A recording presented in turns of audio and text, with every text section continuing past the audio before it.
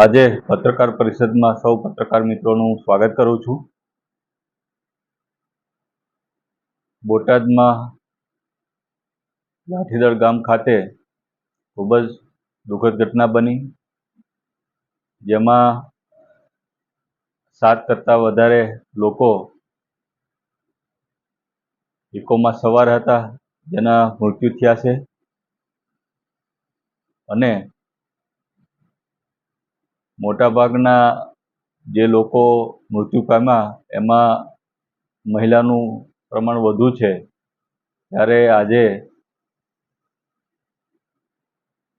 મુખ્યમંત્રી રાહત ફંડમાંથી એમને સહાય મળે એના માટે મેં માનનીય મુખ્યમંત્રીશ્રીને એક પત્ર લખ્યો છે કે જે આ મારા મત વિસ્તાર લાઠીદળ ગામના જે 7 વ્યક્તિઓ મૃત્યુ પામ્યા છે, જેમાં મંજુલાબેન, નૈનાબેન, શારદાબેન, બાબુભાઈ, ઉર્વશીબેન, નીતાબેન ને રીતુબેન એક જ પરિવારના સભ્યો હતા, જેઓ પોતાના દેવસ્થાનથી દર્શન કરી અને પોતાના ઘરે પરત ફરતા ત્યારે ઓચિંતા પાણીનો પ્રવાહ ખૂબ વધી ગયો અને આખો ઇકો જે છે એ તણાઈ ગયો। એટલે આ ખૂબ જ દુઃખદ ઘટના બની છે। ત્યારે એમના આત્માને ભગવાન શાંતિ બક્ષે તેવી પણ હું પ્રાર્થના કરું છું અને ફરી વખત આવી ઘટના ન બને તેવી રીતના મેં તંત્રને પણ સૂચના આપી છે, સ્થળ પણ વિઝિટ કરી છે અને સાથોસાથ આ જે લાઠીદળથી જે ઘટના બની એમાં ખાસ કરીને ઘણા સમયથી ત્યાં રોડ બનાવવાની કામગીરી બાકી રહી ગઈ છે। એટલે ટૂંક જ સમયમાં ત્યાં રોડ બનાવવાની કામગીરી પણ થાય તેવી પણ હું સરકાર પાસે આ માગણી કરું છું અને ફરી વખત કોઈ પણ ગામમાં આવી ઘટના ન બને એના માટે મેં તંત્રને પણ કડક સૂચના આપી છે। તમે જોયું છે કે બોટાદમાં ખૂબ વધુ વરસાદ પડ્યો છે, ખાસ કરીને ગઢડા તાલુકામાં, બોટાદમાં, બરવારામાં અતિવૃષ્ટિ જેવું થયું છે। મેં પોતે મામલતદાર સાથે રાખી અને ઘણા બધા સોસાયટીની વિઝિટ ઉપર ઘણા બધા સોસાયટીઓમાં 5-5, 7-7 ફૂટ સુધી પાણી ગરી ગયા છે દબાણોને કારણે અને બોટાદ શહેરનું જે તળાવ જે છે એ પણ 100% ભરાઈ ગયું છે। એટલે હવે ફરીથી જો વરસાદ આવશે તો તળાવ જે છે એ ક્યાંક ને ક્યાંક કોઈ મોટું અકસ્માત ન થાય એના માટે પણ સ્થળ વિઝિટ મામલતદાર સાથે મેં રાખીને કરી છે, સૂચના આપી છે કે ભાઈ તાત્કાલિક જે ઓગાન જે છે એમાં ઘણા બધા પાકા દબાણો થયા છે, તો તાત્કાલિક અસરથી આ દબાણો દૂર કરવામાં આવે। ઓગાનની જે ભરતી છે એ ખૂબ જ દબાણ છે, તો એને પણ નીચું ઉતારવામાં આવે જેથી કરીને તળાવ વધારાનું જે પાણી જે છે ઓગાનના મારફત બહાર નીકળી જાય। નહીંતર તો ઘણી વખત એવી પરિસ્થિતિ બને કે જે બોટાદ શહેરનું જે કૃષ્ણસાગર તળાવ આવેલું છે એ આરસીસીનું બનેલું નથી, એટલે કે એની જે પાર જે છે એ ટૂંકમાં માટીથી બનેલી છે અને પથ્થરથી પેચનું કામ કરેલું છે। એટલે હવે જો વરસાદ આવશે તો તળાવ ફૂટવાની પૂરી શક્યતા છે। એટલે તંત્રને પણ મેં કડક સૂચના આપી છે અને આવનારા સમયમાં તળાવની જે પાર છે એ આરસીસીથી બનાવવાની માગણી પણ મેં માનનીય મુખ્યમંત્રી પાસે કરી છે। એટલે બોટાદમાં ફરી કોઈ દુર્ઘટના મોટી ન સર્જાય એના માટે તંત્રને પણ કડક સૂચના આપી છે અને સાથોસાથ એક સરકાર પાસેથી એ પણ માંગણી કરી છે કે ભાઈ બોટાદમાં જ્યારે આવી વાવાઝોડું આવે, દુર્ઘટના થાય ત્યારે એનડીઆરએફની ટીમ રાજકોટથી મંગાવવામાં આવે છે, અન્ય જિલ્લાઓથી મંગાવવામાં આવે છે। એટલે ટીમને બોટાદ પહોંચતા ઓછામાં ઓછી 7 થી 8 કલાક જેવો સમય થઈ જાય છે, ત્યારે ખૂબ આવા વિકટ બનાવ બને છે, કોઈ જીવતા મળતા નથી।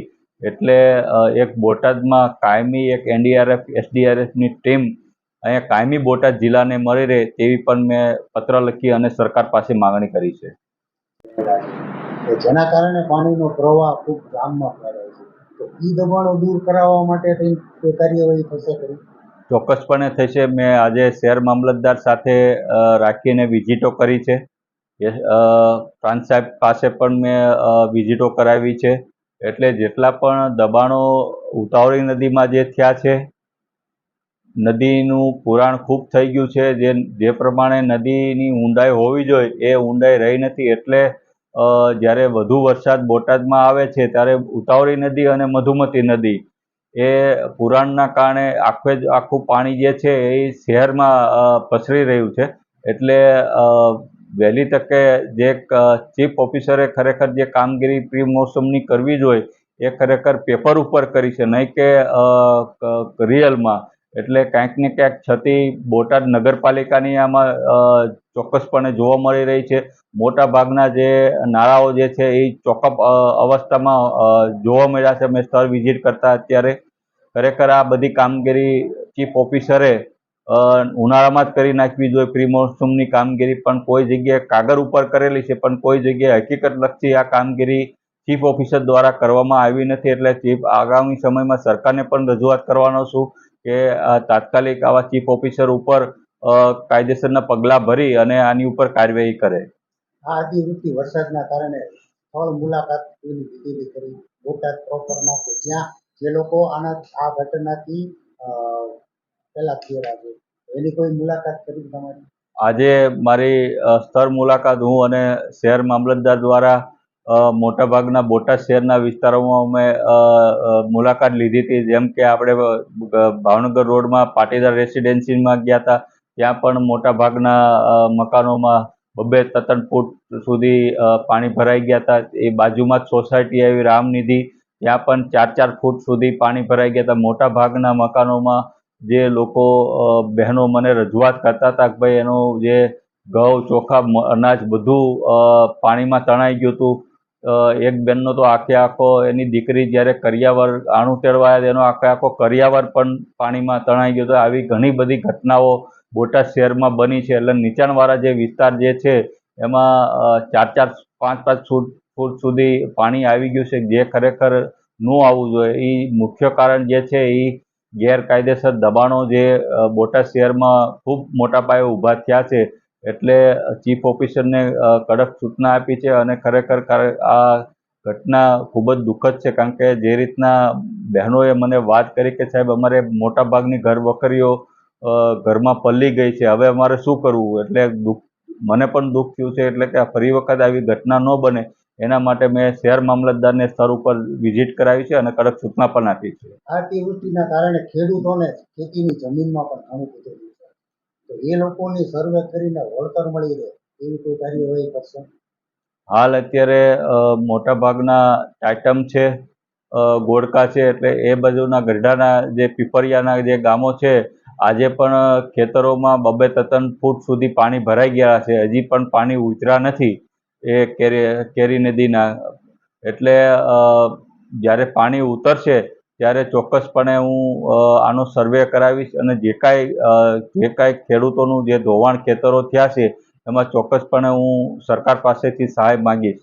આ અતિવૃષ્ટિના કારણે બોટાદ અને બોટાદ જિલ્લાના લોકોને જે નુકસાન થયું છે, કોઈ પણના મકાન પડ્યા હોય, કોઈ દિવાલ પડેલી હોય, કોઈ ઝૂંપડા પડેલા હોય, તો એ લોકોનું સર્વે કરી એ લોકોને વળતર મળશે એવી કોઈ કાર્યવાહી થશે?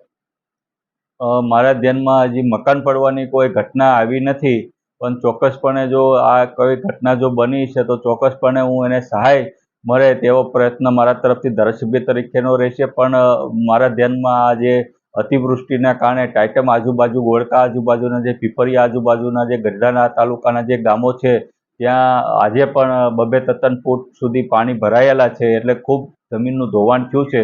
એટલે એ ખેડૂતોને જમીનનું વળતર મળી રહે એવા મારા પ્રયત્ન હશે.